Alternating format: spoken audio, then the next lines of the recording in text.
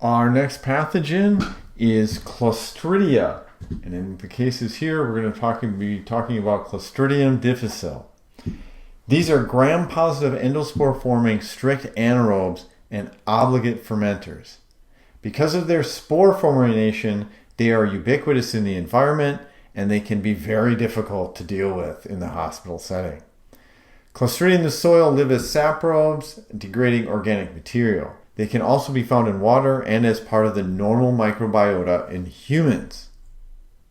Now, specifically, Clostridium difficile is probably the most important from a medical perspective. It was not identified until 1978 as a disease agent.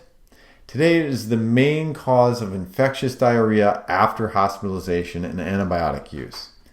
There are 101 cases per 100,000, and it's estimated there are 500,000 cases of C. difficile per year in the U.S. 4,533 deaths per year are also reported in the United States.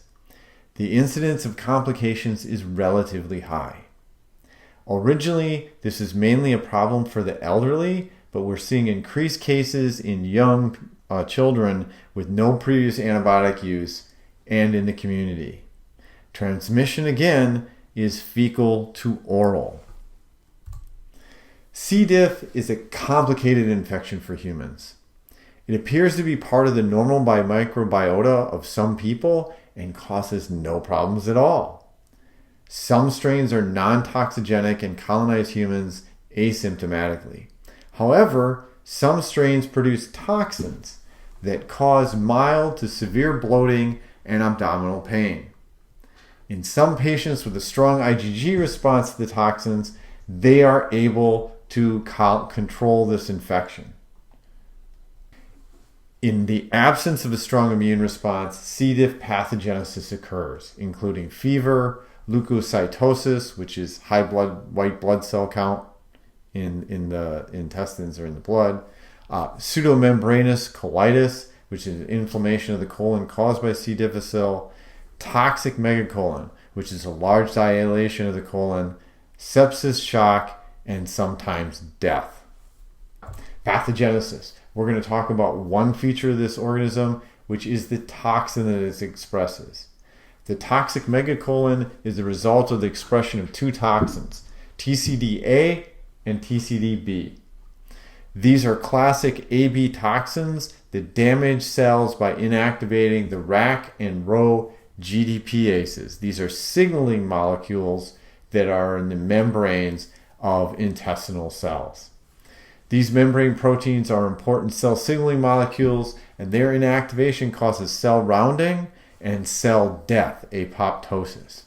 This results in a strong inflammatory response, the formation of a pseudomembrane in the intestines, the growth of the bacteria, and gas. Clostridium difficile is infamous for the amount of gas they produce, and you'll get, as you can see, this is a child demonstrating being infected with C. diff. This giant distension caused by the gas of the organism is producing. This causes a lot of misery and physical problems for the person, pain and discomfort. So it's a very ugly disease. How do you prevent or treat this? So prevention is important. It's important to spread the spread of C. diff, especially in healthcare settings.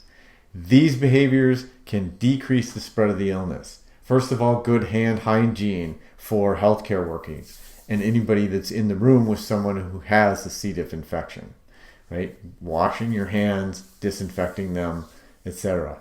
Disinfecting common equipment. For example, electronic thermometer handles that are used between patients.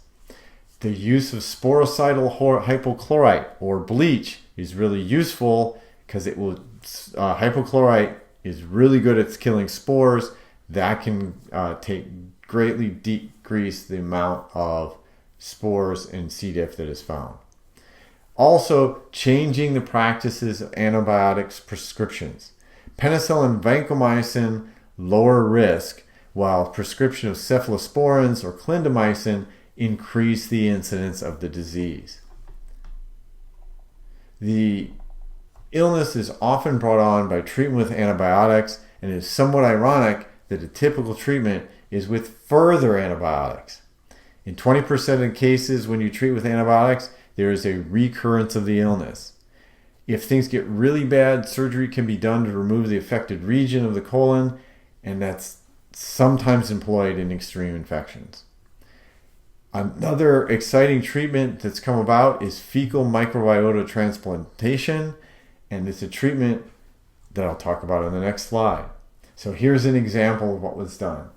Investigations by Weingarden et al. Indicate the disease arises when antibiotic treatment suppresses the normal microbiota.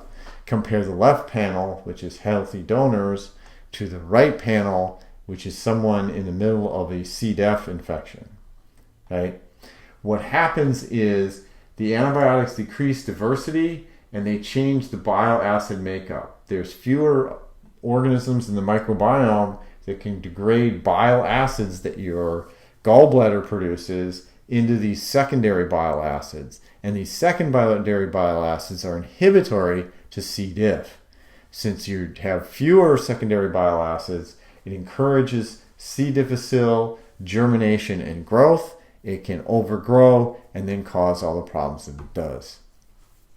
Now, Weingarten hypothesized that if the microbiome changed and allowed C. diff infection, if you could somehow get the microbiome back to what it was before, it would cure it.